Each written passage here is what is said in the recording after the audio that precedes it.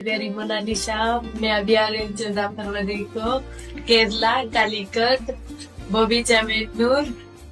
आप मुझसे मिलने के लिए आओगे ना? Bye bye. നമസ്കാരം. അങ്ങനെ പ്രണയദിനത്തിൽ കുംഭമേള വൈറൽ ഗേളായിട്ടുള്ള മൊണാലിസ ബോസ്ലെ കേരളത്തിൽ എത്തിയിരിക്കുകയാണ്. ബോബി ചെമ്മണ്ണൂരാണ് മൊണാലിസയെ കേരളത്തിൽ എത്തിച്ചത്. ശരിക്കും വളരെ നല്ലൊരു കാര്യമായിട്ടാണ് എനിക്ക് തോന്നിയത്. ആ പരിപാടിയും വളരെ മനോഹരമായിട്ട് ഭംഗിയായിട്ട് തന്നെ കഴിഞ്ഞു.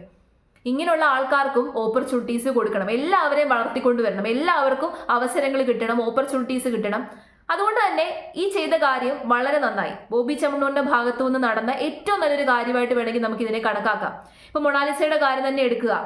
ഒരു കുറച്ച് ദിവസങ്ങൾ കൊണ്ടാണ് വലിയൊരു പൊസിഷനിലേക്ക് ആ കുട്ടി എത്തിയത്. മാല വിൽപ്പനക്കാരി എന്നുള്ള ആ ഒരു നിലയിൽ നിന്ന് ഇന്ന് കാണുന്ന ആ നിലയിലേക്ക് ഇത്രയും ആൾക്കാരെ അറിഞ്ഞു, നാഷണൽ ക്രഷായിട്ട് മാറി, സോഷ്യൽ മീഡിയ താരമായി, വൈറൽ താരമായി മാറുമ്പോൾ ആ കുട്ടിക്ക് ഇതുപോലെയുള്ള അവസരങ്ങൾ കൊടുക്കണം. അപ്പൊ എനിക്ക് തോന്നുന്നു ആദ്യമായിട്ട് ആ കുട്ടിയെ ഒരു പബ്ലിക് പ്ലാറ്റ്ഫോമിന്റെ മുമ്പിൽ എത്തിച്ച ക്രെഡിറ്റും ബോബി ചെമ്മണ്ണൂരിനായിരിക്കും. ഇപ്പൊ ആ കുട്ടിയെ തേടി ഒരുപാട് അവസരങ്ങൾ വരുന്നുണ്ട് എങ്കിൽ പോലും ആദ്യമായിട്ട് ആ കുട്ടി പബ്ലിക് പ്ലാറ്റ്ഫോമിൽ വരുന്നത് കേരളത്തിലായിരിക്കും.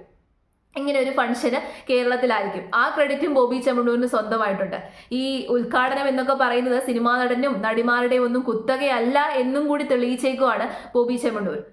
തികച്ചും അൺഎക്സ്പെക്റ്റഡ് ആയിട്ടുള്ളൊരു കാര്യമായിപ്പോയി. ആരും തന്നെ പ്രതീക്ഷിച്ചിട്ടുണ്ടായിരിക്കും. ഇപ്പൊ ചില ആൾക്കാരൊക്കെ പ്രതീക്ഷിച്ചിട്ടുണ്ടായിരിക്കും, എന്നാലും 90% ഇത് പ്രതീക്ഷിക്കാത്തൊരു കാര്യമാണ്. എപ്പോഴും ബോബി ചെമ്മണ്ണൂർ അങ്ങനെയാണ്.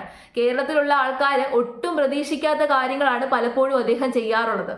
അപ്പൊ നമ്മൾ അൺഎക്സ്പെക്റ്റഡ് ആയിട്ടുള്ളൊരു കാര്യമാകുമ്പോൾ ഒരുപാട് ആൾക്കാരുടെ ശ്രദ്ധ അങ്ങോട്ടേക്ക് ചെല്ലും. തികച്ചും ഒരു ശരിയായിട്ടുള്ള ബിസിനസ്സുകാരന്റെ ബുദ്ധി തന്നെയാണ്. ഇപ്പം മൊണാലിസയ്ക്ക് ഏതാണ്ട് 10-15 ലക്ഷം രൂപയാണ് കൊടുത്തതെന്നാണ് പറയുന്നത്. കൃത്യമായിട്ട് അറിയത്തില്ല. പക്ഷേ 15 ലക്ഷമോ അല്ലെങ്കിൽ 20 ലക്ഷമോ മുടക്കിയാലും അദ്ദേഹത്തിന് ഒരു 2-3 കോടി രൂപ മുടക്കി കിട്ടുന്ന പരസ്യത്തിനേക്കാട്ടിൽ കൂടുതൽ പബ്ലിസിറ്റിയാണ് കിട്ടിയിരിക്കുന്നത്. ഇപ്പൊ മൊണാലിസ കേരളത്തിൽ വന്നപ്പോൾ ഈ വാർത്ത റിപ്പോർട്ട് ചെയ്ത് നിൽക്കുന്നത് കേരളത്തിലെ മീഡിയാസ് മാത്രമല്ല, നാഷണൽ ടെലിവിഷൻ മുഴുവനായിട്ട് ഈ വാർത്ത റിപ്പോർട്ട് ചെയ്തു. അപ്പൊ ഈ വാർത്ത മുഴുവനായിട്ട് ഇന്ത്യയിലുള്ള പല ചാനലുകൾ റിപ്പോർട്ട് ചെയ്തുകൊണ്ടിരിക്കുകയാണ്. ആ ഒരു സാഹചര്യത്തിൽ മൊണാലിസയുടെ പേര് മാത്രമല്ല, ബോബി ചെമ്മണ്ണൂർ എന്ന് പറയുന്ന ബിസിനസ്സുകാരനും അദ്ദേഹത്തിന്റെ സംരംഭത്തിന്റെ വാർത്തയും കൂടി, സംരംഭത്തെക്കുറിച്ചും കൂടിയാണ് ആൾക്കാർ അറിയുന്നത്. അത്രയും പബ്ലിസിറ്റിയാണ് അദ്ദേഹത്തിന് കിട്ടിയത്. അത് ശരിക്കും പോസിറ്റീവായിട്ടുള്ളൊരു കാര്യമാണ്. അപ്പം ആ രീതിയിൽ ചിന്തിച്ചെങ്കിൽ മാത്രമേ ഇങ്ങനൊരു കാര്യം ചെയ്യാൻ പറ്റൂ. ഇതുപോലെ വൈറലായിട്ടുള്ളൊരു പെൺകുട്ടി, ആ പെൺകുട്ടിയെ അവിടേക്ക് തേടി ചെല്ലുകയും ആ പെൺകുട്ടിയെ ഇവിടെ എത്തിക്കുകയും ചെയ്യുന്നു. മധ്യപ്രദേശുകാരിയാണ്. മധ്യപ്രദേശിൽ നിന്ന് ഇവിടേക്ക് എത്തിക്കുക എന്ന് പറഞ്ഞു കഴിഞ്ഞാൽ വലിയൊരു കാര്യമല്ലേ? കേരളത്തിലേക്ക് എത്തിക്കുക എന്ന് പറഞ്ഞു കഴിഞ്ഞാൽ തീർച്ചയായിട്ടും. ഇപ്പൊ ഏതായാലും ആ ഫംഗ്ഷന്റെ കുറച്ച് വീഡിയോസ് നമുക്ക് കണ്ടു നോക്കാം. ഉദ്ഘാടനം ചെയ്ത ശേഷം കുംഭമേളയിലെ വൈറൽ ഗേൾ മൊണാലിസ ബോസ്ലെയും ബോബി ചെമ്മണ്ണൂരും മാധ്യമങ്ങളെ കാണുന്നു തത്സമയം.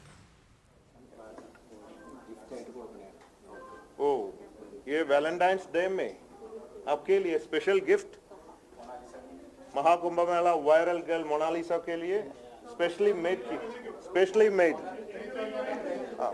थोड़ा बताओ.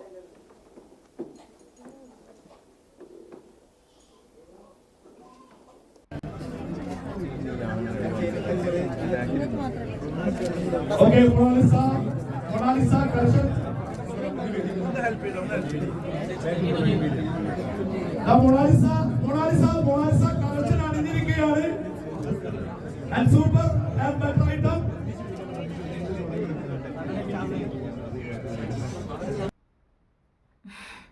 ഹണി റോസിന്റെ വിഷയത്തിൽ നേരിട്ട തിരിച്ചടിയിൽ നിന്നും ഏകദേശം കാര്യങ്ങളൊക്കെ പുള്ളിക്കാരൻ ഉൾക്കൊണ്ടെന്നാണ് തോന്നുന്നത്.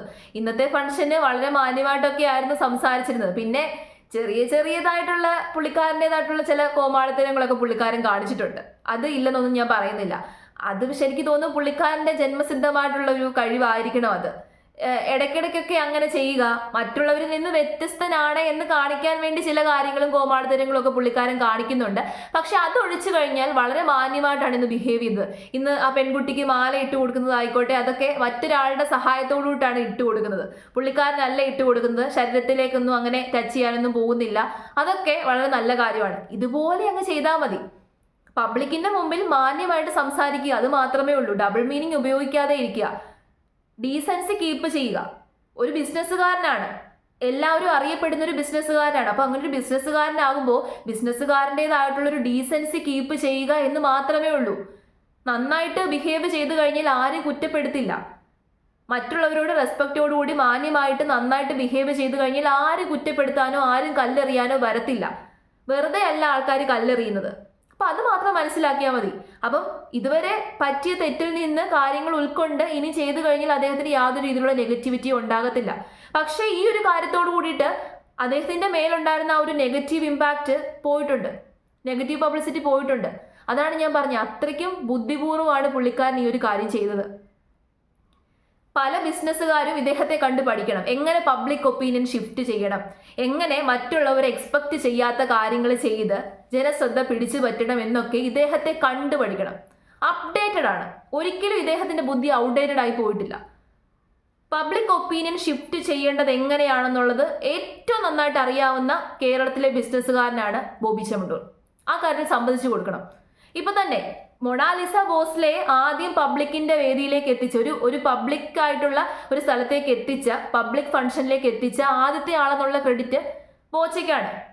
അങ്ങനെ എത്തിച്ചതിലൂടെ നാഷണൽ ആൻഡ് ഇന്റർനാഷണൽ മീഡിയാസ് മുഴുവൻ ഇത് റിപ്പോർട്ട് ചെയ്തു. അദ്ദേഹം കോടിക്കണക്കിന് രൂപ മുടക്കി കിട്ടുന്ന പബ്ലിസിറ്റിയെക്കാട്ടിൽ കൂടുതൽ പബ്ലിസിറ്റി അദ്ദേഹത്തിന്റെ സംരംഭത്തിന് കിട്ടി. ഹണി റോസ് മൂലമുണ്ടായ നെഗറ്റീവ് പബ്ലിസിറ്റി മുഴുവനായിട്ട് പോയി. അങ്ങനെ എന്തൊക്കെ ബെനിഫിറ്റുകളാണ് അദ്ദേഹത്തിന് കിട്ടിയത്. അപ്പോൾ അത്രയും ബുദ്ധിപൂർവമായിട്ട് ചിന്തിച്ചത് കൊണ്ടായിരിക്കണമല്ലോ ഇത്രയും ഫാസ്റ്റ് ആയിട്ട് ആക്ട് ചെയ്ത് ആ പെൺകുട്ടി ഇവിടെ എത്തിച്ചത്. ആ പെൺകുട്ടിയെ എത്തിക്കാൻ പോകുന്ന ഒരു 2-3 ദിവസം മുമ്പാണ് നമ്മൾ ഈ കാര്യം അറിയുന്നത്. അതിനു മുമ്പ് നമ്മൾ അറിഞ്ഞില്ല. എല്ലാ കാര്യവും പ്ലാൻ ചെയ്തു, എല്ലാ കാര്യവും അത് സക്സസ് ആയതിനു ശേഷം, റിസൾട്ട് വരുമെന്ന് ഉറപ്പായതിനു ശേഷമാണ് പബ്ലിക്കിന്റെ മുമ്പിൽ പുള്ളിക്കാരനെ അറിയിക്കുന്നത് പോലും. അത് വളരെ നല്ലൊരു കാര്യമാണ്, കൈയടിക്കേണ്ട കാര്യം തന്നെയാണ്. നല്ലത് ചെയ്തു കഴിഞ്ഞാൽ നമ്മൾ തീർച്ചയായിട്ടും അഭിനന്ദിക്കുക തന്നെ ചെയ്യും. നല്ലത് ചെയ്തു കഴിഞ്ഞാൽ ഉറപ്പായിട്ടും അംഗീകരിക്കും. അത് മലയാളികളുടെ ഒരു സ്വഭാവമാണ്. ഓക്കെ, ഇനി വേറൊരു കാര്യം കൂടി എനിക്ക് പറയാനുണ്ട്. നമ്മുടെ മലയാളികൾക്ക് പൊതുവെ ഒരു സ്വഭാവമുണ്ട്. ഒരു സുപ്രഭാതത്തിൽ എടുത്തങ്ങ് തലയെ വെക്കും. തലയെ വെച്ചിട്ട് അതേ വേഗത്തിൽ തന്നെ തലേന്ന് വലിച്ചങ്ങ് താഴെയിടും. അങ്ങനെ എന്തുമാത്രം താരങ്ങളെയാണ് നമ്മൾ വലിച്ച് താഴെ ഇട്ടിട്ടുള്ളത്. അത് മലയാളികളുടെ ഒരു വൃത്തികെട്ട സ്വഭാവമാണ്. ആ വൃത്തികെട്ട സ്വഭാവം ഇവിടെയും പ്രതിഫലിച്ചിട്ടുണ്ട്. ഈ മൊണാലിസ ബോസ്ലെ കുറിച്ച് വന്ന വീഡിയോയുടെ അടിയിൽ വന്നൊരു കമന്റ് ഞാൻ നിങ്ങളെ കാണിക്കാം. കണ്ടില്ലേ കമന്റ്? ആദിവാസിയുടെ കൂട്ടിരിക്കുന്നത്. എങ്ങനെയുണ്ട്? ആ കുട്ടിയുടെ സ്കിൻ കളറിനെ വെച്ചിട്ട് കളിയാക്കിയതാണ്. ഇത്രയും റേസിസ്റ്റ് മനോഭാവമുള്ള ആൾക്കാർ നമ്മുടെ നാട്ടിലുണ്ടെന്നുള്ളത് ഇപ്പോഴും പുച്ഛം തോന്നുന്നു. സ്കിന്നിന്റെ കളർ വെച്ചിട്ടാണ് സൗന്ദര്യത്തെ ഇപ്പോഴും ആൾക്കാർ വിലയിരുത്തിക്കൊണ്ടിരിക്കുന്നത്. ഇതാണ് ഞാൻ പറഞ്ഞത്. ഇനി ഈ കുട്ടിക്ക് ഇത്തരത്തിലുള്ള നെഗറ്റീവ് കമന്റുകളൊക്കെ ഫേസ് ചെയ്യേണ്ടി വരും, ഉറപ്പായിട്ട് ഫേസ് ചെയ്യേണ്ടി വരും. ഇതൊക്കെ ഫേസ് ചെയ്യാൻ ആ കുട്ടി തയ്യാറാണെങ്കിൽ മാത്രമേ ആ കുട്ടി ഇനി മുന്നോട്ട് പോയാൽ മതി. കാരണം പബ്ലിസിറ്റി കൂടുന്തോറും ഇത്തരത്തിലുള്ള നെഗറ്റീവ് കമന്റുകൾ ഉറപ്പായിട്ട് വരും. ഇപ്പം നമുക്ക് സൗന്ദര്യമെന്ന് തോന്നുന്നത്, ഇപ്പം എനിക്ക് സൗന്ദര്യമെന്ന് തോന്നുന്നത് മറ്റൊരാൾക്ക് സൗന്ദര്യമെന്ന് തോന്നണമെന്നില്ല. അതൊക്കെ സമ്മതിക്കുന്നു. ഇപ്പം എല്ലാ ആൾക്കാരും എടുത്ത് തലയിൽ വെക്കുന്ന ആൾക്ക് അത്ര സൗന്ദര്യമുണ്ടെന്ന് പലർക്കും തോന്നണമെന്നില്ല. ഇപ്പം നോർത്ത് ഇന്ത്യൻസിന്റെ സൗന്ദര്യ സങ്കല്പം അല്ലല്ലോ സൗത്ത് ഇന്ത്യൻസിന്റെ, അതൊക്കെ സമ്മതിക്കുന്നു. പക്ഷേ ഒരാളെ ബുള്ളി ചെയ്യുവാണ്. ആ കൊച്ചിനെ കാണാൻ വലിയ സൗന്ദര്യമൊന്നുമില്ല, അങ്ങനെ എനിക്ക് തോന്നിയില്ല, എല്ലാവരും പറയുന്ന അത്രയും സൗന്ദര്യമൊന്നുമില്ല, ഇങ്ങനെയൊക്കെയാണ് കമന്റ് ഇടുന്നതെന്നുണ്ടെങ്കിൽ കുഴപ്പമില്ല. പക്ഷെ ആ കുട്ടിയുടെ സ്കിൻ കളർ വെച്ചിട്ടാണ് പറഞ്ഞിരിക്കുന്നത് ആദിവാസികളുടെ കൂട്ടിരിക്കുന്നത്. എന്താ ആദിവാസികൾക്ക് എന്താ കുഴപ്പം? നിങ്ങൾ മനസ്സിലാക്കേണ്ടത് ഏറ്റവും ഹെൽത്തി ആയിട്ടുള്ള സ്കിന്നാണ് ഈ കറുത്ത കളറിലെ സ്കിന്ന്. അതറിയാമോ? ഡാർക്ക് ടാൻഡ് ആയിട്ടുള്ള സ്കിന്നിന്, ഡാർക്ക് കളേർഡ് സ്കിന്നിന് ഏറ്റവും ഹെൽത്തി ആയിട്ടുള്ള സ്കിന്നാണ്. വൈറ്റ് കളർ സ്കിന്നിനേക്കാളും ഏറ്റവും ഹെൽത്തി ആയിട്ടുള്ള സ്കിന്നാണ് ഡാർക്ക് കളർ സ്കിന്ന്. ഏറ്റവും ബ്യൂട്ടിഫുൾ ആയിട്ടുള്ള സ്കിന്നും അതാണ്. ഹെൽത്തി എന്ന് പറയുമ്പോൾ തന്നെ ബ്യൂട്ടിഫുൾ അല്ലേ? അത് മനസ്സിലാക്കുക.